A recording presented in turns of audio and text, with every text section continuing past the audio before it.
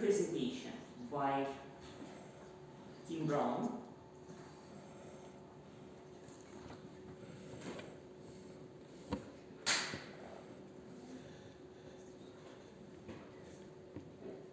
about his motivation.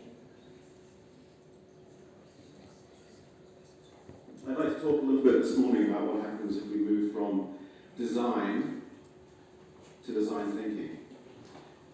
Now this old photo up there is actually the first project I was ever hired to do, something like 25 years ago. It's a woodworking machine, or at least a piece of one. And my task was to make this thing a little bit more modern, a little bit easier to use. I thought at the time I did a pretty good job. Unfortunately, not very long afterwards, the company went out of business. This is the second project that I did. It's a fax machine. I put an attractive shell around some new technology. Again, 18 months later, the product was obsolete, and now, of course, the whole technology is obsolete. Now, I'm a fairly slow learner, but eventually it occurred to me that maybe what passed for design wasn't all that important. Making things more attractive, making them a bit easier to use, making them more marketable.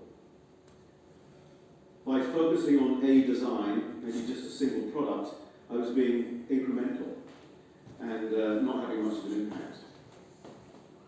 But I think this small view of design is a relatively recent phenomenon, and in fact really emerged in the latter half of the 20th century as design became a tool of consumerism.